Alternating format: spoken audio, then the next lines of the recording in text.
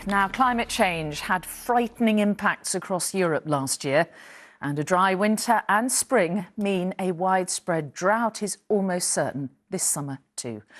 A report by scientists for the European Commission found that the summer of 2022 was Europe's hottest on record. The year as a whole was also the second warmest ever recorded. It also reveals that carbon emissions from summer wildfires were the highest for 15 years, and that glaciers in the Alps suffered a record loss of ice.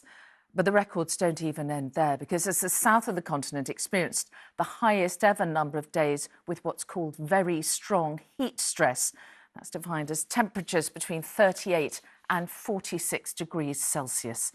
Our science correspondent Martin Stew reports from near Montpellier, one of 43 areas of France that already has water restrictions imposed. Sunrise on another warm, dry day in southern France. The spring sunshine follows a drought last summer and a winter with near record low levels of rain. At Alexandrine Vineyard, Je m'inquiète par ce sarment-là qui n'a pas démarré. Jerome shows me the scars of last year's drought on this year's crop. Je m'inquiète pour les prochains à venir. Voilà. Yields are down. Now saplings are struggling to take in the parched soil.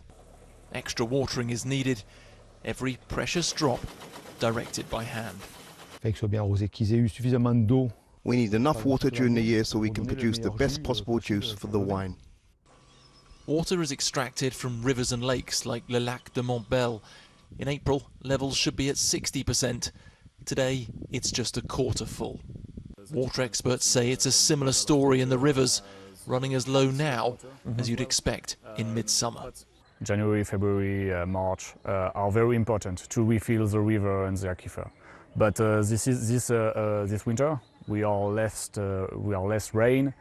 In fact, there were 31 consecutive dry days. So is this climate change? Yeah, 100% sure. It's not an exception. It's necessary to adapting the way of living to the climate changing. Proof this isn't just a blip can be found deep underground. Stefan took me into the depths of the Grotte de Clamous. Climate change has seen humidity levels rise inside, but the river which forged these caves over centuries is now nowhere to be seen. Look, you can see the sand there. It used to be a beach, but there's no more water anymore there. The river was there 6, 7, 8 times a year, 10 years in the past. But now, look, everything is dry. How worried are you about that? I'm very worried because, you know, if we don't have water there, it means we don't have water on the surface as well. 43 areas of France are already under water restrictions, a record for this early in the year.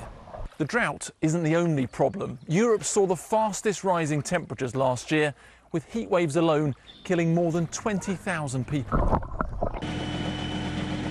Back at Alexandrine's vineyard, Jerome is cultivating crops to cope with the changing climate.